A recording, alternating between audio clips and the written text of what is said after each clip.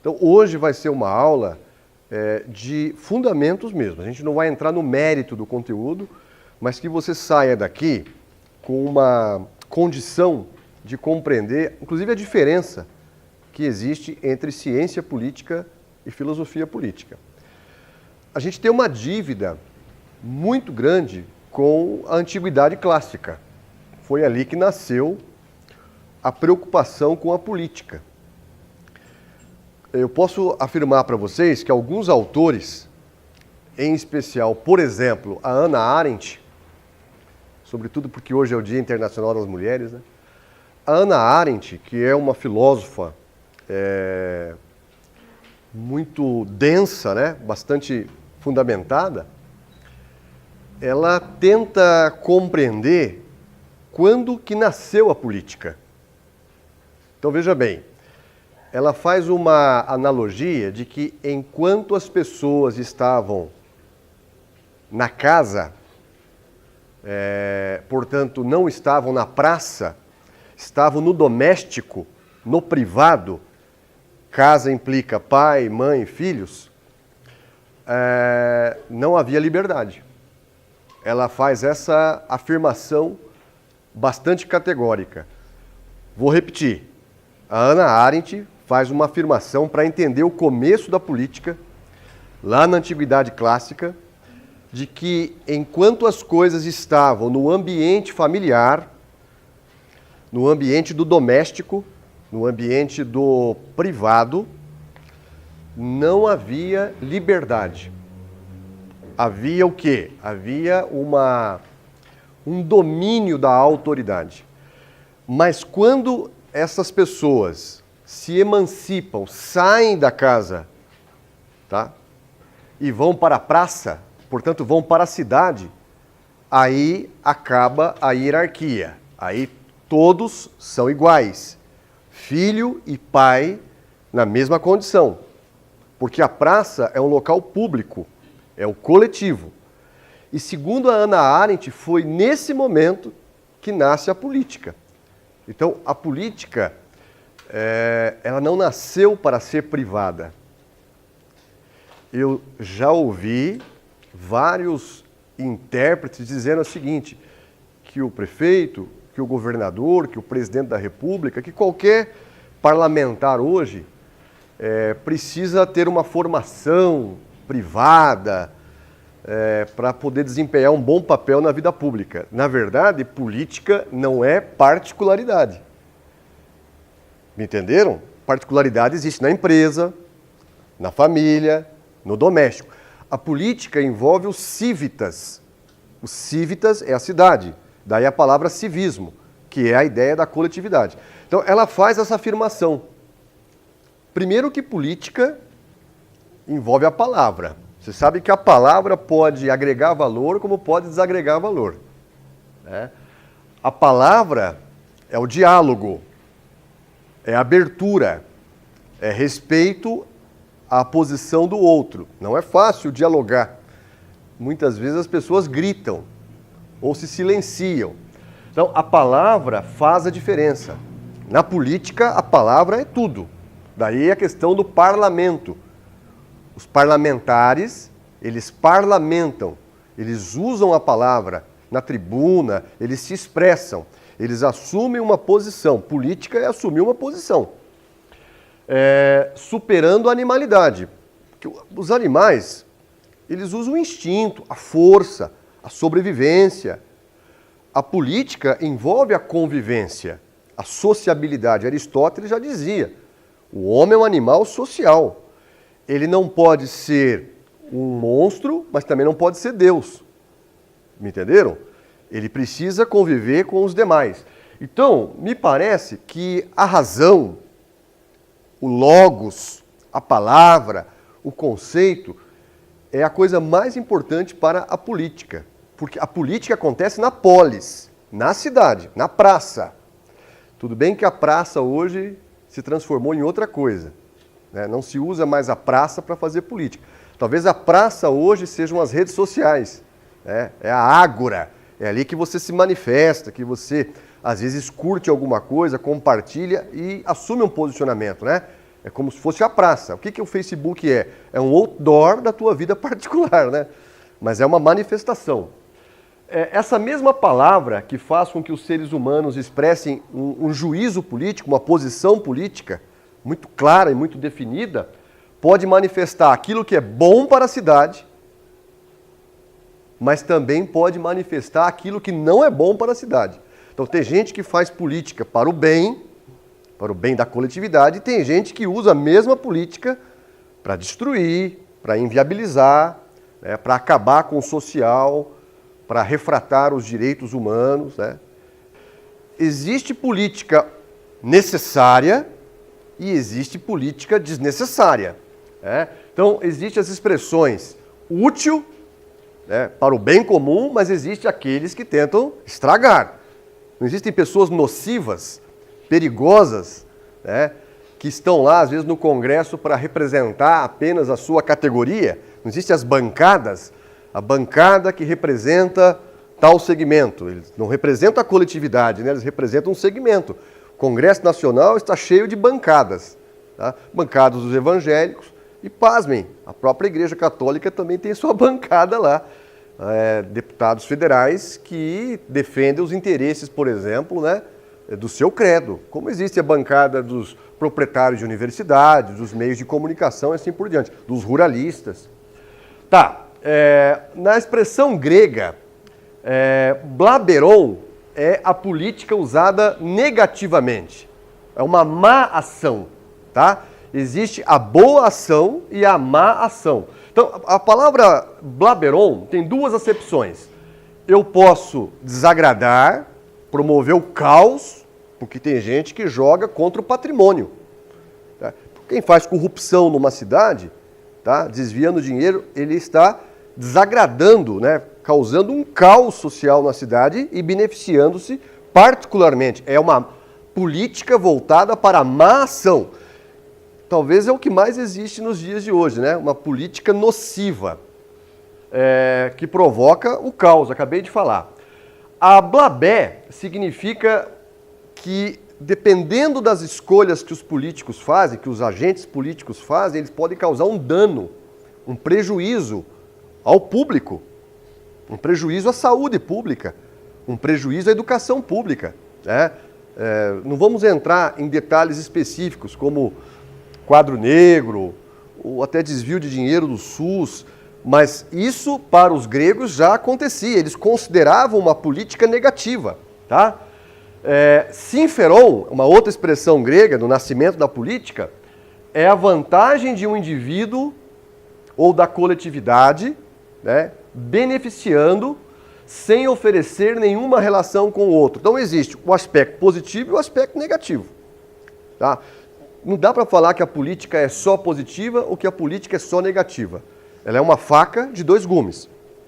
Então, para Platão, o justo na polis é fundamentalmente um Estado que busca uma ação boa. Não é um Estado que busca uma ação negativa. Tá? O que é ser justo? Aristóteles discute a liberdade, mas discute com muita profundidade a justiça. Ele queria o sinferon, a política boa, e não o blaberon, o prejuízo, o dano, tá? Aquilo que é ruim para todos nós. Porque, de repente, vocês sabem, numa visão marxista, que o Estado só existe por conta dos cidadãos que pagam impostos.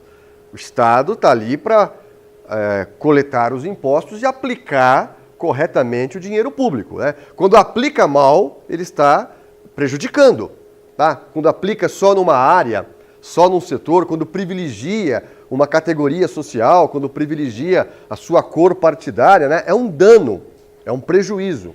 Mas isso os gregos já pensavam lá na Antiguidade Clássica, né? A justiça, então, para Platão, começa somente ali onde se trata daquilo que os cidadãos possuem em comum, a cidade, a praça. Não é o privado e não é o particular. No momento em que nós estamos vivendo, no tempo presente, você tem ouvido muito falar de neoliberalismo. O que é o neoliberalismo? Que é hoje a bandeira mundial. É alargar tudo que é privado e encolher tudo que é público. É nesse instante que eu posso assumir aqui um posicionamento que está havendo um divórcio entre política e poder. Né? Poder não é política, certo? Embora as pessoas usam da política para chegar ao poder. O poder tem a ver com o privado, com o particular. Estão me entendendo? Bom, de qualquer maneira, o que o Platão e depois Aristóteles vai confirmar sobre justiça, sobre a coletividade, quando os cidadãos estão cuidando daquilo que é de todos. O Papa Francisco tem insistido muito nessa casa de todos, né? A coletividade. Tá?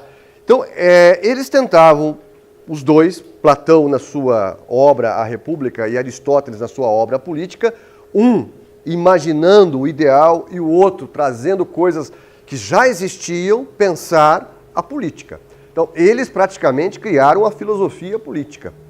Porque, para Maquiavel, a ciência política é como manter o poder, como não cair, como não ser golpeado, como impedir uma revolução. Então, motivado. Há muita controvérsia com Maquiavel, tá? Não se sabe exatamente qual era a sua intenção. Mas motivado por muitas guerras que haviam ali nas repúblicas italianas, tá? Ele queria que houvesse um príncipe que fosse forte, tá? Que não se deixasse cair. Então ele preparou uma cartilha dando conselho para um príncipe manter o poder. Tá? Ouvir quem, não ouvir quem, usar ética, não usar ética. Né? Então aí cria-se uma política para você não perder, que é o que funciona hoje. O cara que ocupa um cargo hoje no executivo, ele faz de tudo para não perder. Tá? Ele usa o marketing, ele usa o capital, ele usa os movimentos, ele usa a liderança, ele usa a religião para não cair, né? Para se manter. Aí já é ciência política, ele usa técnicas, ele usa de procedimentos que nem sempre são éticos. Então aí você sai da política e entra no poder. Claro isso? Então a ciência política que trabalha com diagnóstico, eu preciso saber o que vocês pensam. Olha, sabendo o que vocês pensam, eu posso preparar o meu discurso. Eu posso conseguir ali a aceitação de vocês, a negação de vocês.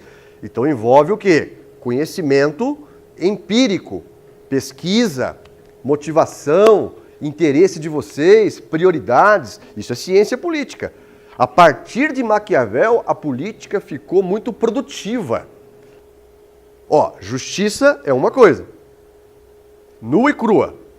Justiça social já tem uma queda em considerar aquele descamisado, aquele descalço, aquele que não teve oportunidade, aquele que foi discriminado historicamente, tá? No caso, as mulheres, os indígenas, aí já é justiça social. Professor, mas justiça social não é um pouco tendenciosa? Não, é uma interpretação. Existe a justiça pura, nua e crua, e existe já uma justiça que tenta equilibrar uma sociedade desequilibrada, porque a nossa sociedade é desequilibrada. Muitos não têm e poucos têm. Nós sabemos disso, né? Tá, a justiça política não é apenas a ordem que mantém juntas as relações medidas entre os indivíduos e os bens. Ela é a ordem que determina o bem comum. Então, justiça política, nós falamos hoje de políticas públicas. Deixa eu só fazer um parênteses, porque isso vem do passado, mas influencia hoje. Na década de 80 e até no início da década de 90, não se falava mais em políticas públicas. Tá? Tudo estava sendo privatizado, terceirizado. No final dos anos 90, voltou-se a falar de políticas públicas. E isso é uma fala europeia. Tá? Ou seja, um Estado que ainda se preocupa com o público.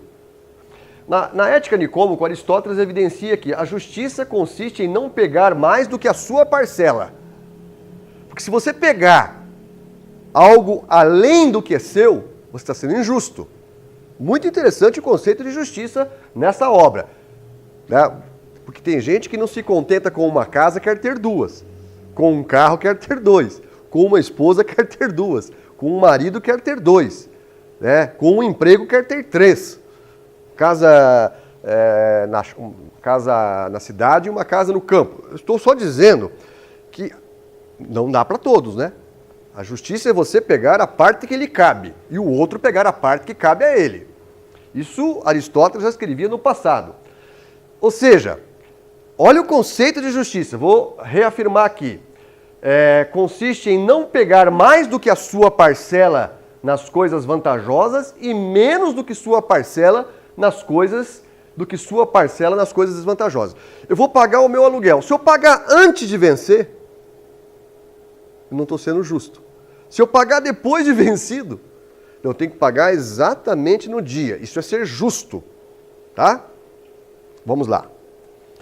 Quando começa a política, então? No exato momento em que se para de equilibrar lucros e perdas. Quando alguém se sobrepõe.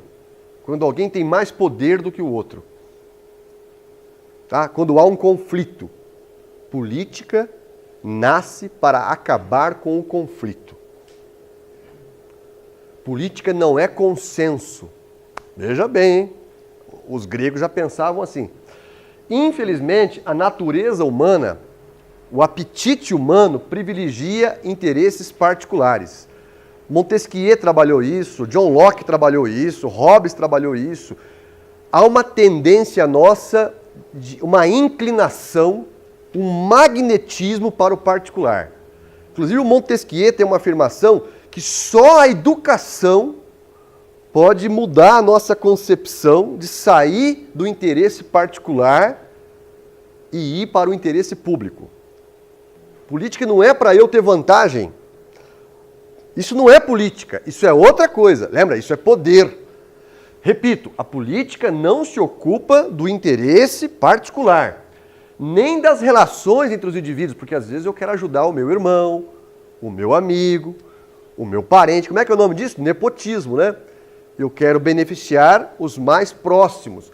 Isso é trabalhar relações. Isso não é política. Tá? Isso é ter vantagem. Mas isso está lá na Ética de Nicômaco, lá em Aristóteles, que escreveu uma obra também chamada A Política. Tá? Então, a política, ela quer que haja o equilíbrio das partes. Deixa eu falar do equilíbrio das partes agora. Tem gente que nasce rico. Que maravilha. Bem nascido. Os gregos chamavam de eupátridas. Ou nós chamamos de berço esplêndido, berço de ouro. Que bom, né? Você nasce com um sobrenome, com patrimônio, com herança, tá? Viu? Isso é pecado? Claro que não. Olha, eu tenho que reconhecer que há pessoas que construíram patrimônios interessantes, né? Então existe uma divisão muito interessante. Oligoi, vem de oligarquia. São poucos os que têm riqueza. Oligarquia é governo de poucos. Riqueza dos poucos. Aristói, o cara não tem riqueza. Ele tem uma outra coisa que às vezes os ricos não têm, virtude. O aristocrata, ele é o nobre. Ele tem honestidade, lealdade, justiça, verdade, tá? Ele é solidário. Bacana ter virtudes. Tem um pessoal que tem patrimônio, oligarquia. Tem um pessoal que tem qualidades, aristocracia. E tem um terceiro, o povo. O povo, vou abrir um parênteses agora para o povo, vocês vão rir. O povo não tem nada. Não tem riqueza e não tem as qualidades, isso os gregos diziam, que um aristocrata tem. Por isso que os filósofos ensinavam virtudes, mas é difícil ensinar virtude para alguém. Viu? É muito difícil você falar, olha, você tem que ser virtuoso. Lembra? A pessoa tem o passional, né? Tem uma vontade. O aristocrata é aquele que às vezes renuncia à vontade para o bem comum, sabe? Ele não come para o outro comer, sabe? Ele é fino, ele é um gentleman. O que o povo tem? O povo, na sua grande maioria, tem vontade. O povo quer. Gente, É impressionante como o povo quer. Às vezes não consegue, mas o povo deseja. Por isso que democracia é uma coisa popular. Eu quero. Democracia é desejo. Eu quero viajar. Eu quero aumentar meu salário. Quero trabalhar menos. Quero escolher o meu governante. Olha que poder, hein? Quero escolher o governante. E porque você sabe que numa eleição, a maioria elege. Às vezes elege errado. Às vezes não sabe votar. Às vezes vende o seu voto. Às vezes é influenciado por um canal de televisão, por um jornal, por um radialista, não tem isso? Por um pastor, por um padre. Tá? Então, a política é uma mistura das classes. Se só os patrões governarem, se só os empregados governarem, se só o partido dos trabalhadores governarem, se só o partido dos patrões governarem, já pensou se esse partido das mulheres, né? Só o partido das mulheres governarem? Só os burgueses governarem? Gera um desequilíbrio. Por mistura, os gregos entendiam qualidades que todos têm. Gente, o demos tinha qualidade, a aristocracia tinha qualidade e a oligarquia também tinha qualidade. Tá? É preciso entender isso aí. Às vezes a pessoa pensa diferente da gente e não tem qualidade, né? Claro que tem. Claro que tem qualidade. Tá? O sujeito está defendendo os agricultores. O outro está defendendo os latifundiários. Ele era latifundiário. O outro está defendendo os pentecostais. Ele é pentecostal. Ele tem a sua qualidade também. Erro de contagem. Olha o Platão agora se manifestando. Corpos falantes. O povo. Fadados ao anonimato do trabalho e da reprodução, anistiado da escravidão por dívidas. O povo é muito perigoso. Platão não gostava da democracia. Platão era um filósofo antidemocrático. Porque para Platão, o povo tem muita paixão, muito vulnerável, não tem conhecimento. Platão era revoltado com eleição. Eu vou mostrar daqui a pouco para vocês. Platão falava que você tem que estar preparado para exercer a função pública. Inclusive, ele colocava uma idade. Só a partir de uma determinada idade, que é o sênior, né? Que vem de senador, que você pode ter a maturidade para cuidar do todo. Tá? Alguns atribuíram essa promoção do povo. Inclusive, vocês lembram quem é que promoveu o povo?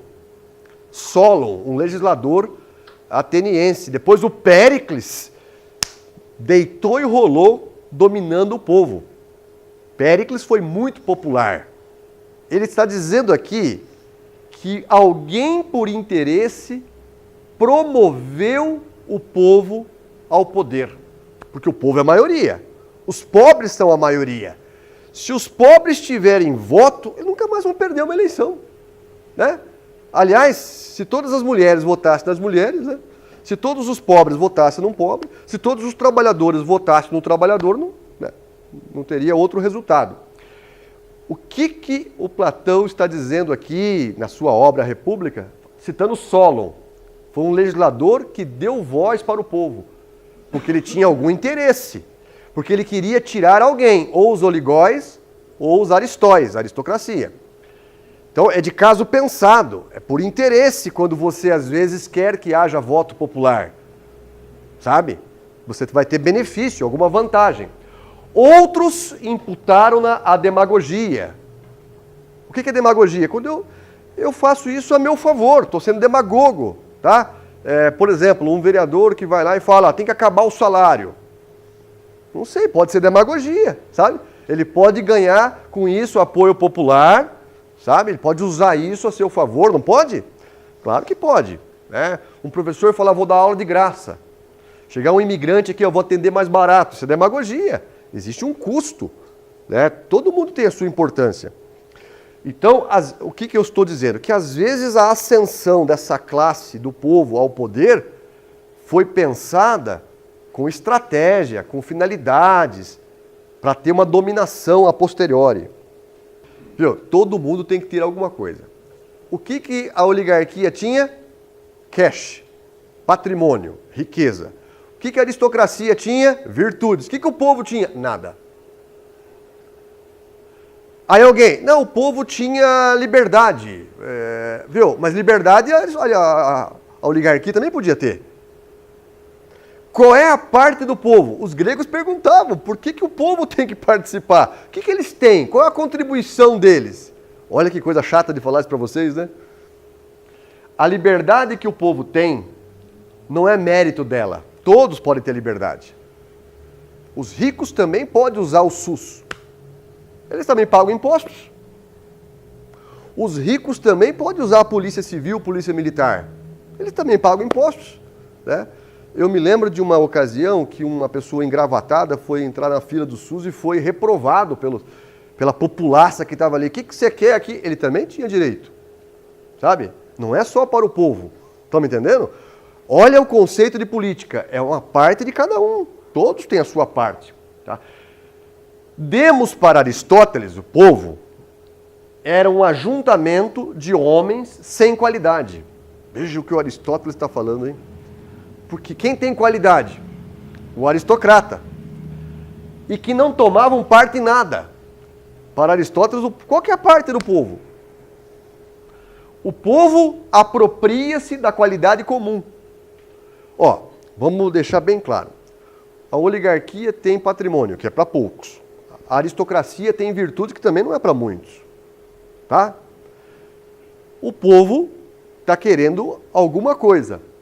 Aí o povo se apropria do coletivo, do público, do todo. Mas o outro também trabalha com o todo, né? Pode usufruir do todo. Então, os filósofos que criaram a filosofia política estavam hostis ao povo. Eles estavam questionando o papel do povo. O povo, segundo Aristóteles, apropria-se da qualidade de todos, que é a liberdade e a igualdade, como sua qualidade própria, como se a liberdade fosse só para o povo, né? A igualdade fosse só para o povo. A política é um escândalo, porque ela nasce nesse conflito aí. Política é um conflito, tá? É um conflito dessas classes aí. Dá para entender o ódio de Platão à democracia. Ele enxerga o que os outros esqueceram, o erro de cálculo da democracia, porque a democracia, que é todos, né? Quer governar sozinha. Mas e os aristocratas? E os oligarcas? Evidentemente que eu estou falando lá do começo, tá? Estou falando lá do passado, tá? A política, então, que nem sempre há política, viu? Acordo não é política. A política é quando não há só dominação. Quando há dominação dos aristocratas sobre os demais, dos oligarcas sobre os demais, quando há uma dominação, não há política. A política é quando alguém reage. Sabe quando você reage? Eu não aceito, porque eu tenho uma parcela também. Eu também tenho uma parte, né, da minha herança, vamos dizer assim. Aí há um choque, há um disputátil. Política é enfrentamento, é tensão, é choque. Tá? Aí eu já ouvi falar do consenso de Washington. Não é política. Tá? Ó, você tem ouvido muito falar assim, um prefeito precisa ter governabilidade. Não é política. O governador precisa ter o domínio da Assembleia. Não é política. Tem que ter alguém que reage, tá? Que defende a sua parcela, tá? Que defende também a sua parte, que se opõe, que usa a palavra, que escreve, que não aceita, que se opõe, claro, com educação, com respeito, não é quebra-quebra, tá? Mas que não é consenso, na verdade é dissenso. Dissenso. Tá? Para as pessoas de bem, a democracia é uma fraude. Lá no passado, porque aí é uma parte, que é o povo, também querendo governar. E anula as outras duas partes. Professor, e também se só os oligarcas? Também é uma fraude, evidentemente. E se também só os aristocratas? Também é uma fraude. É. A cidade, a polis, tem, na verdade, apenas duas partes. Os ricos e os pobres. Olha o Aristóteles sendo bem realista, sabe? Existem os que mandam e os que não mandam. Olha, é como se ele dissesse assim, existem os que têm propriedade e os que não têm propriedade. Porque tem pobre que tem virtude e tem rico que tem virtude também. Tá? Não dá para falar que só essa classe tem virtude também. Veja, aí já começa a ter um questionamento sobre quem são os aristocratas. Porque eu posso mudar, eu não posso me converter, eu não posso ficar um homem melhor, adquirir hábitos positivos, a educação não pode me melhorar, né? Me comportar. Às vezes você não tem vontade de brigar com alguém, mas você é civilizado, aí você pede a palavra com educação, né? Você pode ser um aristocrata também. O que é política? É a interrupção da dominação. Dominação não é política, é poder. Política, quando eu não estou contente com a dominação. Porque a dominação está defendendo uma parte, tá? Não está pensando no todo. Aí eu vou me opor. Política, então, é enfrentamento. A política existe, ou nasce, segundo os gregos, quando a ordem natural da dominação é interrompida por uma parcela que está em desvantagem. Por isso que tem situação e oposição, né? E tem que ter mesmo, sabe? Tem que ter mesmo. Nelson Rodrigues, o famoso dramaturgo, já dizia, toda unanimidade é burra. Ninguém consegue agradar a todos. Aliás, quem quer agradar a todos, segundo Benjamin Franklin, né, tende a fracassar. Ele não assume um posicionamento, né? Às vezes você precisa assumir um posicionamento, né? Você está de que lado? Você está do lado dos direitos humanos ou você está do lado de acabar com os direitos humanos? Você está do lado das cotas ou está contra as cotas? A gente tem que ter posição. E não é errado ter posição. Desde que você tenha argumentos, se justifique e assuma um posicionamento. Isso é política. Só existe política quando essas maquinarias, que é o poder constituído, são interrompidas pelo efeito de uma pressuposição que lhe é totalmente estranha, que é a outra ideia, a contestação. Tá? A justiça trabalha com isso.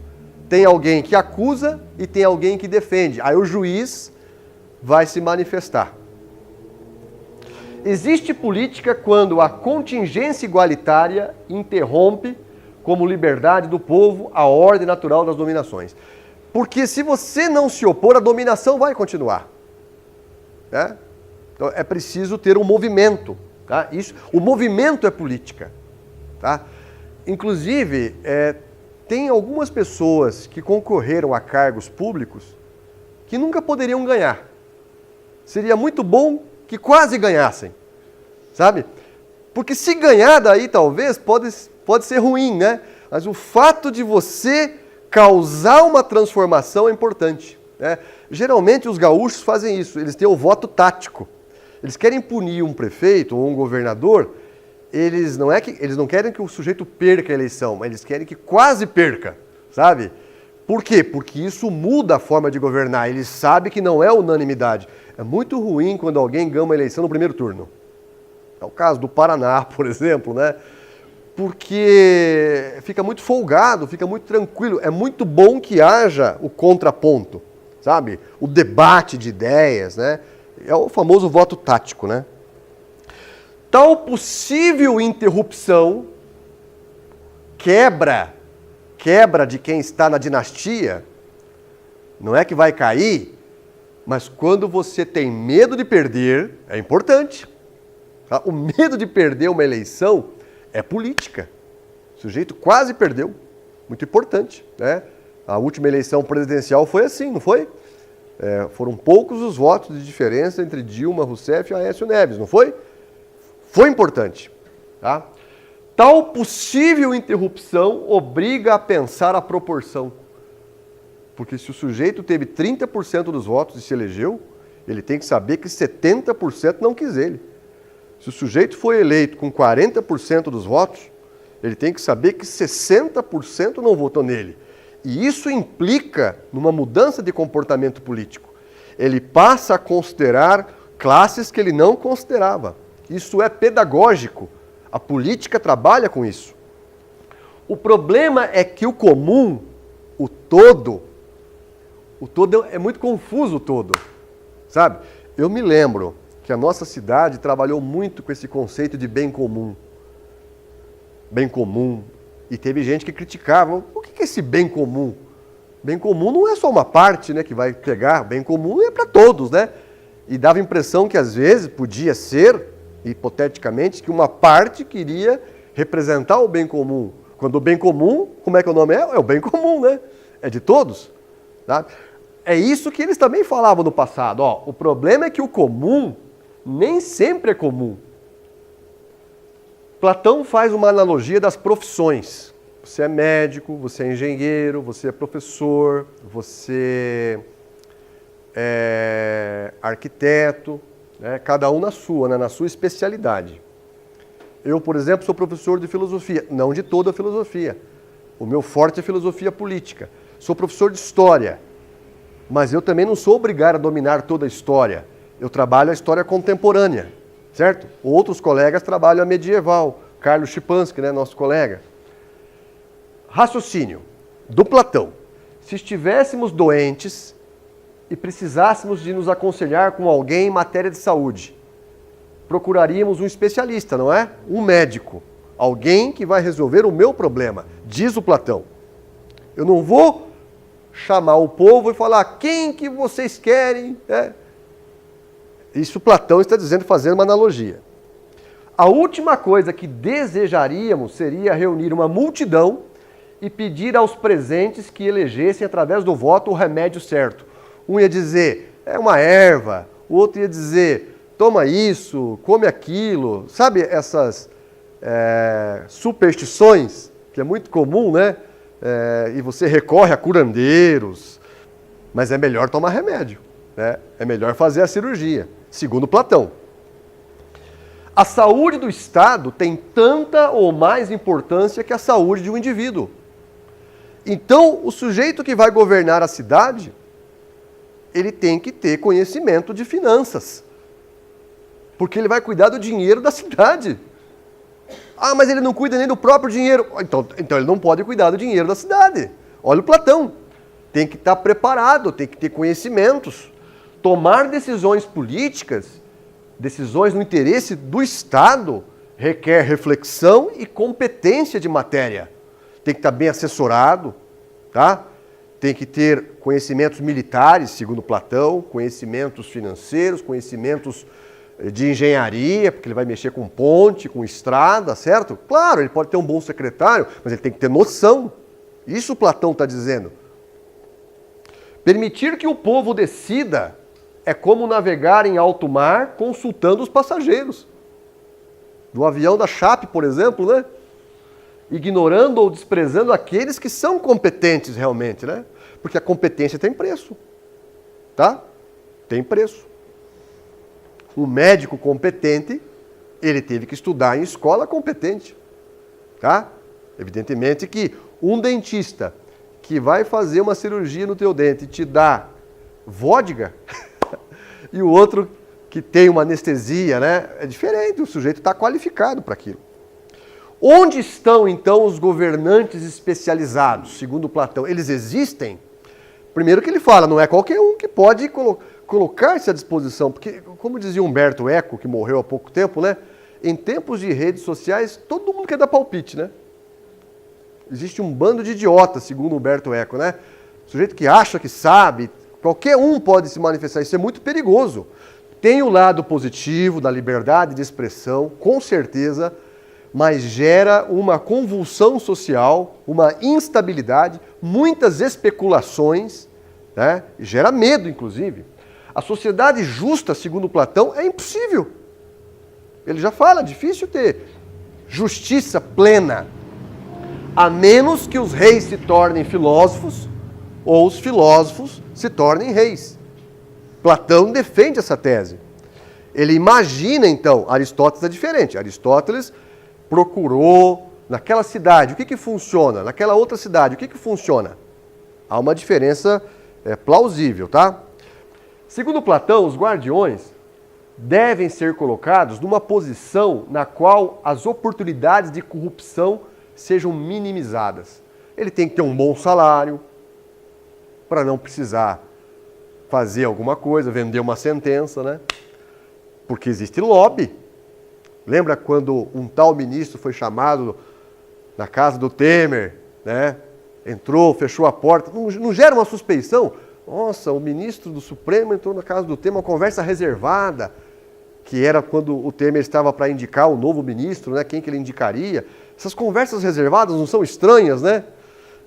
Gera uma suspeita, né? Então, o sujeito que está ali para julgar, ele não pode ter necessidade.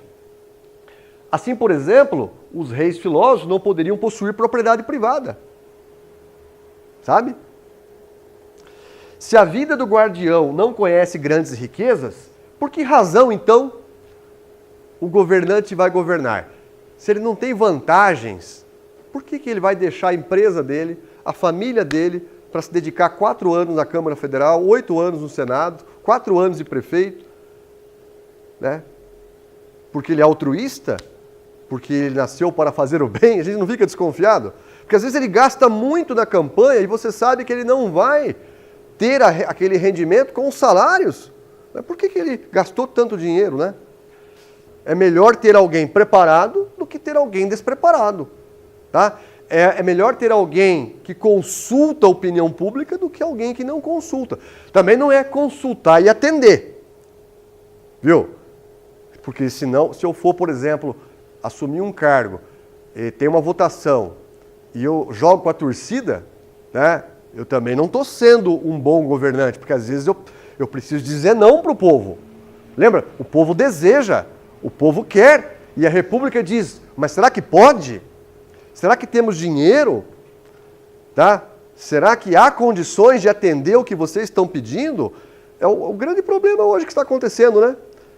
O operário quer ganhar mais, o patrão não consegue pagar. Não é um enfrentamento? Como nomear os guardiões, né? Aí vem a questão, por eleição, que os gregos estavam discutindo se a eleição era o melhor negócio. A eleição hoje é normal, mas sabemos que ela está institucionalizada. Tá? Há até debates se dá para concentrar uma única eleição em 4 anos, né? Para gastar menos, né? Se todos podem votar. Lembra que tinha um tempo que nem todos podiam votar? Porque você fica chateado quando alguém que é qualificado não ganha e alguém que não é qualificado ganha. Porque a população, né, é a soberania popular. Rousseau já falava disso, né? Platão crê que é possível escolher homens públicos em tenra idade e depois submetê-los a rigores que permitirão a seleção dos melhores.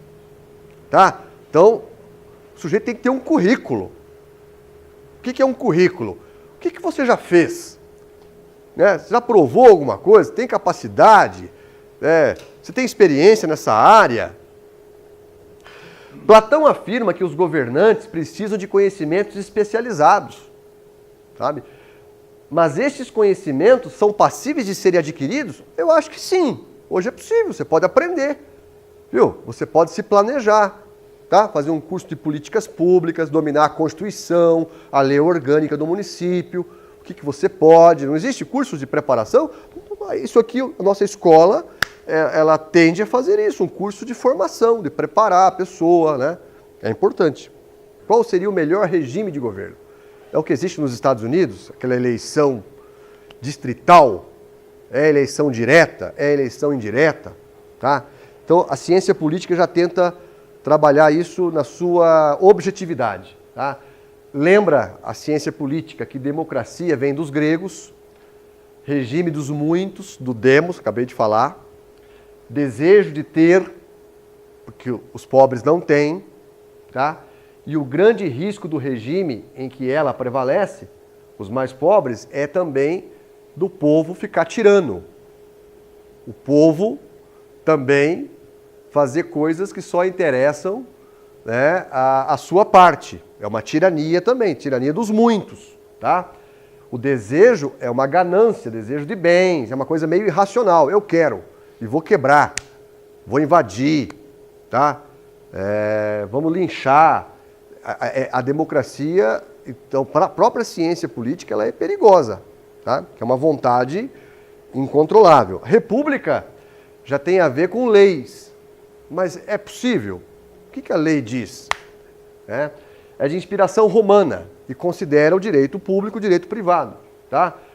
Falava de Brutus, o senador.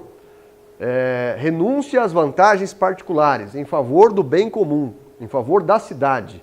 É uma virtude. Eu abro mão da minha parte para ajudar a cidade. Tá? Disposição ao sacrifício. Professor, mas nos dias de hoje nós não temos república. Acabou. Na modernidade, a república não é mais república. Fracasso do idealista. Inclusive, nós entregamos um jornalzinho para vocês, que eu escrevi uma coluna falando que os idealistas estão em baixa. Viu? Os idealistas estão em declínio. Quem está hoje em alta? Os pragmáticos. Não estou falando que é o certo. Estou falando que eles estão em alta porque a sociedade hoje está avessa aos idealistas, aos utópicos, aos românticos. Eles querem resultados. E os pragmáticos trabalham com resultados, né? Eles fazem a conta, sabe? Não vou candidatar, vou candidatar. Tá, o interesse rompe a virtude. O que eu estou querendo dizer é que hoje ter virtude não é uma boa coisa para a política. O cara que tem virtude hoje não dá certo. O cara que tem ideologia hoje não vai se eleger. Às vezes se elege. São raras exceções, sabe? Por quê? Porque ele é um idealista, ele quer mudar realmente a realidade, ele tem carisma, né? Mas existe o sistema. E o sistema engessa, tá? Às vezes o sistema mata, anula a pessoa, elimina o sujeito, tá? Então o sujeito que entra na Câmara, na Assembleia, no Congresso, com muita disposição, ele corre o risco de ter um mandato só. Né? Por quê? Porque ele não vai agir de maneira que os procedimentos políticos exigem, né? Barganhar, negociar. Os que estão sendo bem-sucedidos hoje na vida pública estão negociando. Eles negociam mandatos, né? Negociam. A democracia é do povo, está ao lado da sociedade, dos que podem obedecer a maior parte do tempo, podem desobedecer menos vezes, mas desejam o tempo todo. A democracia é importante para a ciência política porque ela pulsa, lembra o contraponto, né? Pulsa, protesta, vai para a rua, mas ela não trabalha bem a gestão do poder, a execução do poder.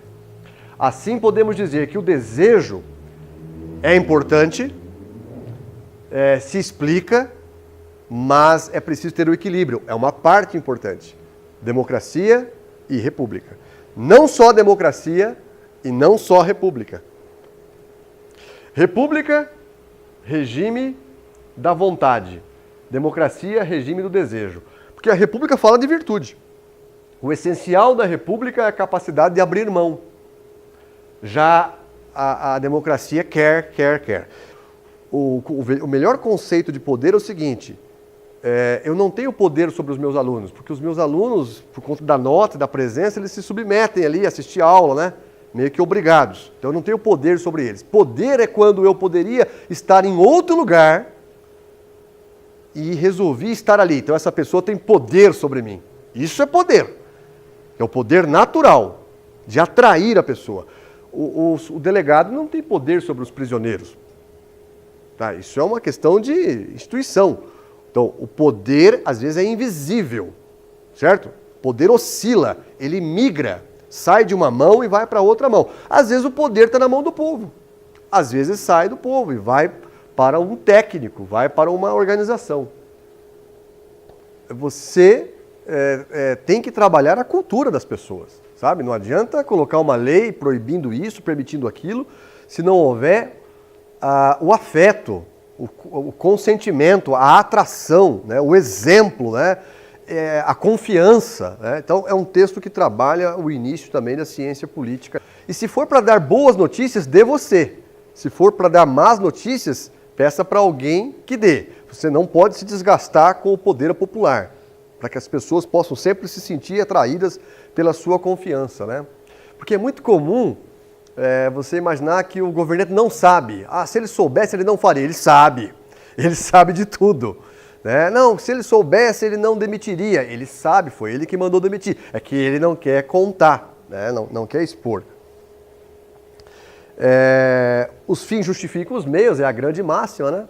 Nas ações de todos os homens, o que importa é o sucesso, é o êxito, é o poder. O príncipe deve vencer e conservar o Estado.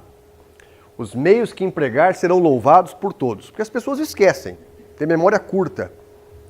Note-se que os meios são os empregados com a finalidade de manter o poder. Não se trata de uma finalidade qualquer, mas de ter pessoas trabalhando para você, que é o fisiologismo, né? Ter pessoas te defendendo, ter pessoas, mão de obra para trabalhar para a tua causa, né? Você tem que convencer as pessoas. Então você tem que falar mal da própria cidade para você ser o herói, para você ser o salvador da pátria. Você salvou, você resolveu o problema, né? É muito difícil falar bem depois que alguém falou muito bem, né? Certo? É muito difícil ter um bom governo quando o governo anterior foi bom. As pessoas são muito críticas nesse sentido, né? Então você tem que difamar o anterior. Os idealistas são como peixes fora d'água. Dificilmente sobreviverão nas 2 próximas décadas. O veredito é que não há mais espaço para estes espirituosos. É um período de incubação em que o vírus do pragmatismo, além de viver imune, tem contagiado aqueles que lutam para sobreviver nesse tempo de incerteza e de estrondosa vulnerabilidade.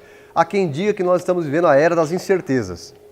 Nenhum argumento válido passa, apenas os fatos que interessam a manutenção de uma classe política que há muito tempo divorciou-se de uma sociedade pouco organizada.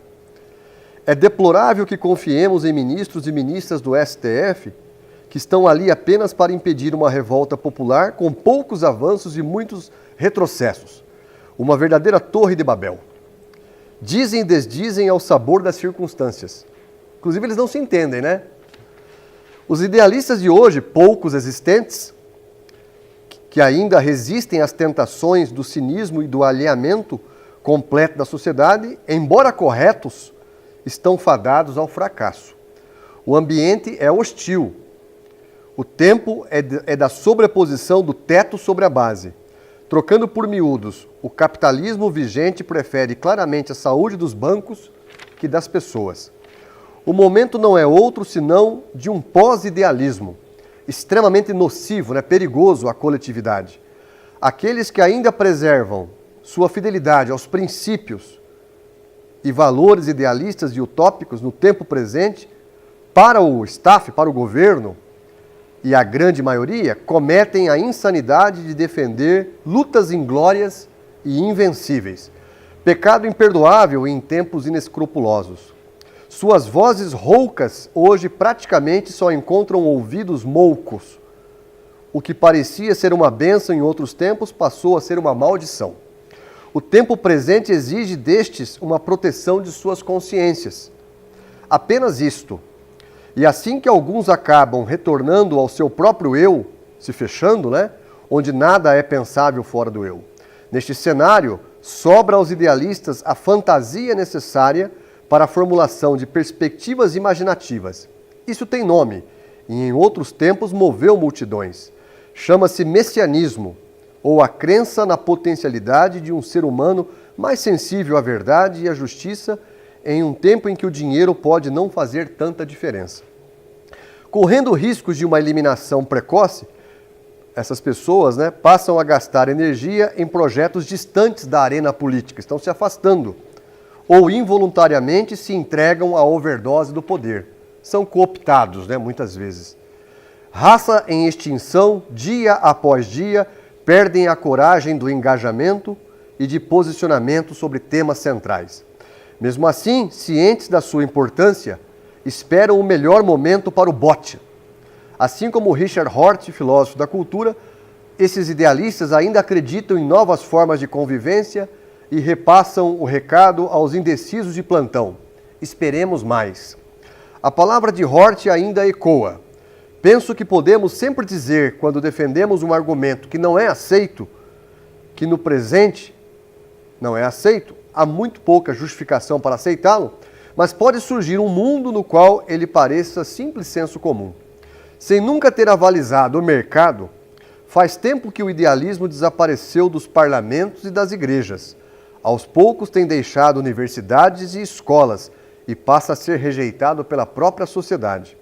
Mesmo assim, continua vivo na cabeça de humanistas, literatos, poetas, homens e mulheres sensíveis à essência da natureza, que ainda compactuam com a tese de que podemos ser versões melhores de nós mesmos. As coisas poderiam ser diferentes. Na verdade, é um relato de que a filosofia política hoje está muito cética, sabe? Com o poder soberano, né? Mas não dá para desanimar, dá para esperar o melhor momento. A gente precisa de ter formação, entender o que está acontecendo, né? Essa é a prática aqui do nosso projeto da escola, que a gente vai tentar ir até o final do ano. Então, fecha o parênteses, ponto final e até a próxima.